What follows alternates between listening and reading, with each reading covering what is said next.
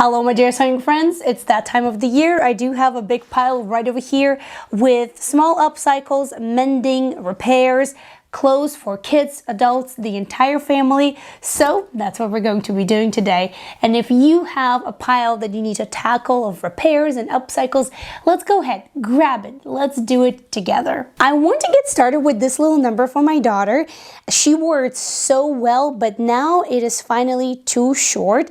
And this was actually an upcycle of an original garment. The original garment were these overalls that my daughter wore when she was about, I would say 2.5. And this part, the top part of the overall still fits. So what I did, I cut the bottom off, and then I had a button-up shirt of this beautiful, beautiful fabric that had a couple of stains and it really shrunk in the process of wearing it over a few years. So I decided to use up the fabric and create this cute little skirt for the bottom of this upcycle, and she wore it so well. But as I mentioned, now it's a little too short, but the top part still fits. So what we're thinking is to undo this skirt and add another one. The first step is to take all of the old stitching out and separate the skirt from the top part. And here I really need all of the fabric that I can get from the denim part, so I can't just cut it off. But once it's finally done, we can move on to the next step. Now I pulled out a couple of fabrics and I showed them to my daughter so that way she can choose which one she would like. And she decided that this would look really great, and I think she's absolutely right. Now I did measure that I need in total about 17 inches. However, I do think that the ruffle on the bottom over here does look really nice, really girly. So we're going to take those 17 inches and we're going to divide them in two. The main piece for the skirt and a little bit of that ruffle. The skirt itself is going to be gathered, but so is the ruffle. So for the ruffle, we need a little bit more. So here you see it will consist from two pieces of fabric. Now what we're going to do next is sew the one and only side seam on the main part of the skirt. First, you will do that with a straight stitch, and then you can use whatever method to finish the raw edges. Now when it comes to the ruffle, we're only going to complete one of the side seams. Now the reason why I didn't want to sew the ruffle into the loop, but instead I left one end open, is because I want to finish the edges of the ruffle with a rolled hem or a narrow 3-thread overlock, depending on which one is going to take better. And I find that those are better completed flat instead of in the loop. So that's why I did that. Now you can complete the edge of this ruffle however you would like, on the sewing machine, by hand, or on a serger. But if you do want to do the same technique on a serger, I just did a very detailed video that will explain step by step what to do, how to set it up, how to problem solve this, and how to achieve a really good result. And it's a full serger series, so if you're not familiar with that, I will leave all information in the description of this video, and you can also, as always, find it on my channel. Now here I want to say that a rolled hem on a serger is probably one of my most used techniques. So if you have a serger and you haven't given it a try yet, please do. I want to encourage you to give it a go, because not only it's very versatile and very quick, especially for those really long pieces of fabric like a ruffle in our case, but it also comes out looking really nice and pretty and lightweight. Once the hem is done, now we can bring the remaining short ends of the ruffle, place them right sides together, and sew them. The next step after that is to gather the ruffle in order to fit the bottom of the skirt. And you can also, by the way, do that on the serger, or you can do that on the sewing machine with the longest straight stitch that you have.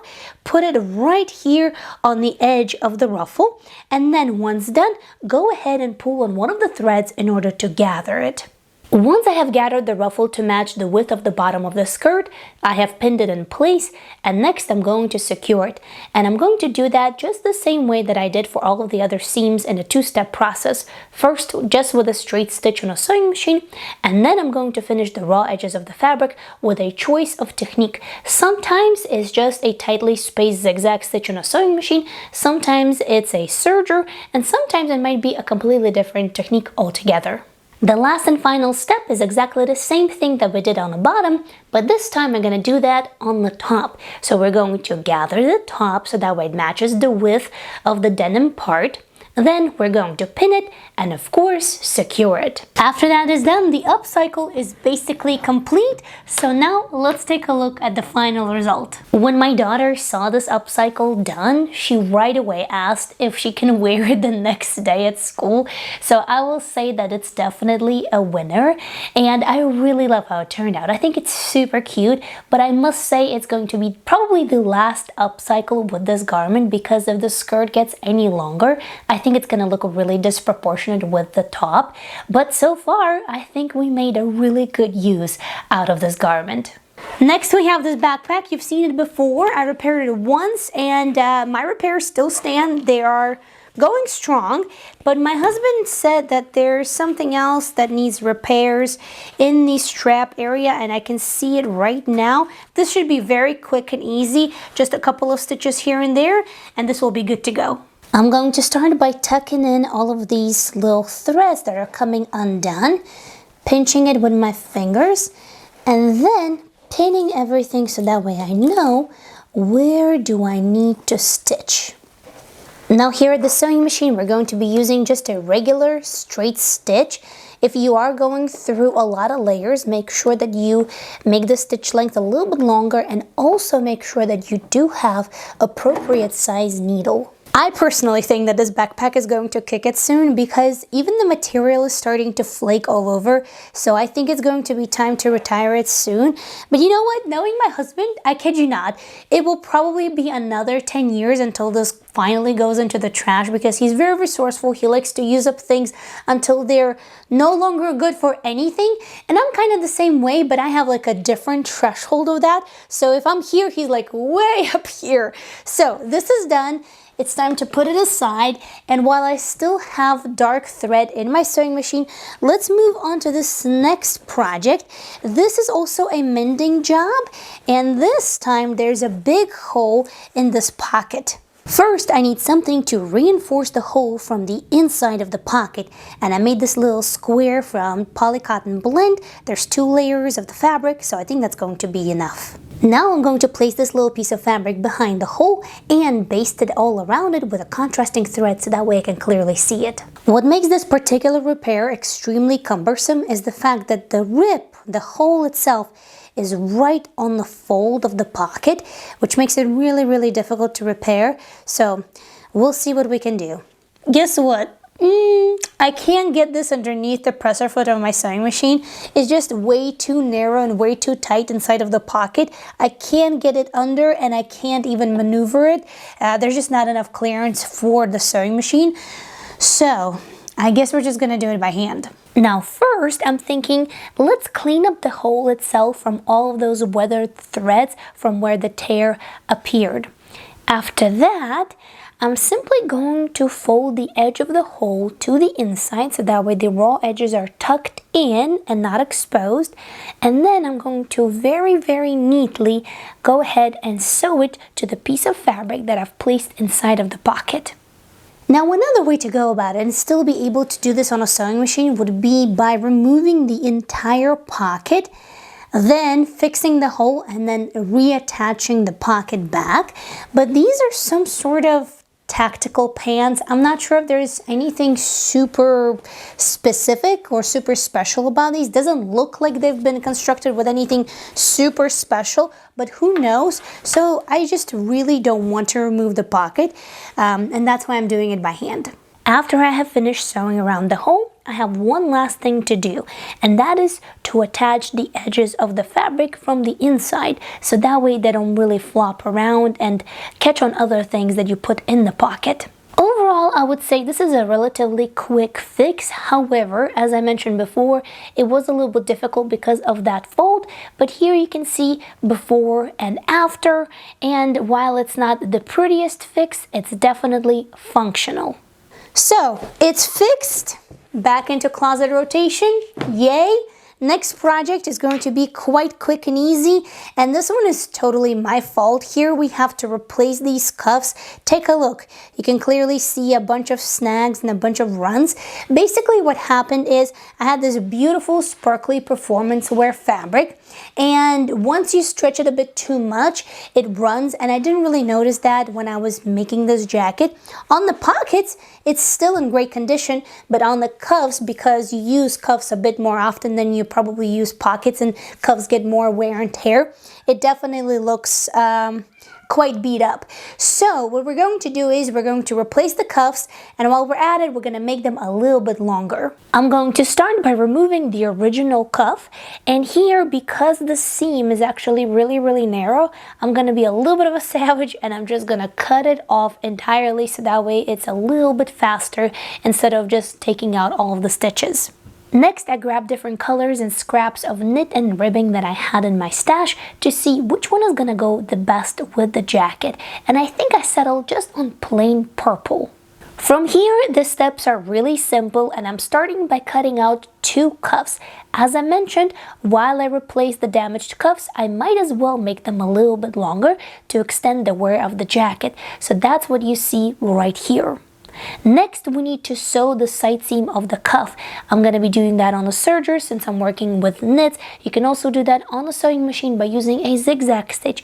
And as a reminder, I do have a really detailed video on how to sew these kind of cuffs, what to know about it, different types of cuffs, and how will that determine what you need to do and how to adjust the pattern. So as always, all additional videos that you will need and techniques you will find in the description. Next, we're going to fold each of these in half, which is going to create a tube that is going to be the cuff piece.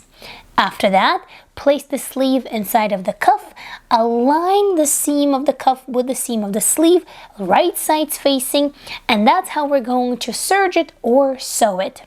I find that replacing cuffs like these is probably one of the easiest ways how to extend life of those major garments like a zipper jacket or a hoodie, a sweater, or even a long sleeve t-shirt. Plus, most of us do have some sort of pile of knit fabric scraps that you can definitely use up in order to make those pretty cuffs.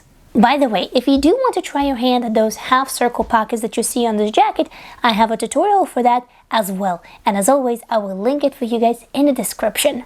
Alright, next up we have these jeans, and you probably all remember them because we did upcycle them together for the first time, and that time they were too short, so I added this pink ruffle on the bottom to extend the length, and my daughter wore these quite a bit during winter time with pink boots. It looked super cute, but she does grow in length a lot faster than in width, and these ones also have elastic over here, so they fit actually pretty well, but they are once again too short. So with spring and summer coming up, we're going to turn them into shorts. I've tried these jeans on my daughter to determine where to cut, and I think just about right over here, and we also have this little seam on the front part of the leg, so I think we're just going to use that as the guideline. And I'm going to measure about, I would say, half an inch or so, maybe a little bit more than half an inch below, and then do a line across it. That way I know where to cut. And of course we're going to repeat that on the other leg as well. After that, it is time to cut. Now usually I would do a double fold hem, but since we have this seam right over here and we're using this sort of as a guideline for our hem, I think it's going to be way too thick to have a double fold hem plus this seam. So instead, first what I'm going to do is I'm going to finish the raw edges where we cut, and we can do that on a sewing machine or on a serger. And for the last and final step, it's really easy. We're just going to fold it in, single fold, then pin, and of course top stitch it so that way we can secure the hem in place. If you don't work with denim often, but you are doing an upcycle like this, I would say remember 3 things. Number 1, opt for a larger needle because denim is so thick. Plus here we're working with multiple layers. The thinner or the smaller size needles just can't handle that. So a larger needle is definitely going to be a big help. Number 2, increase the stitch length for exactly the same reason. Because denim is so thick, we're working with all of these thick layers, longer stitches are going to go through the fabric easier, therefore less jamming. Number 3, you might want to opt for a top stitching thread. It isn't essential, however, it will mimic the original stitching on your jeans. And an extra tip here, go slow and steady. That is definitely going to produce a better result. And that's it. That's all there is to this particular upcycle. It is very simple, very straightforward, but I would dare to say it's probably one of the most functional ones because you see me do this a lot and there's a good reason for it because it truly works. I do this every season. I cut into shorts all of her pants, the ones that I can't extend the length of, and it's functional, it saves money. So if you have a single child or children with different genders or perhaps children with large age gaps and you don't plan on passing down the clothes, do this. It really works. It saves money. You have clothes now for spring, summer, and early fall season. It's perfect. Plus, whatever is left, you can give it to them so that they can get crafty and creative, or you can leave it for yourself so that way you can use it up for some other future projects. For this next one, we have another pair of pants, another hole, and also a couple of stains that I can't get rid of. And this one, I must say, this one did hit me hard. It was like a dagger to my heart because I just made these. The fabric was white to begin with. I didn't have enough of length in order to make a pair of pants for her, so I decided to dye it in 2 colors that would go really well together to make it cohesive, so that way I can do this little thing on the bottom. And I just made these, and my daughter wore them to school all of total of 1 time.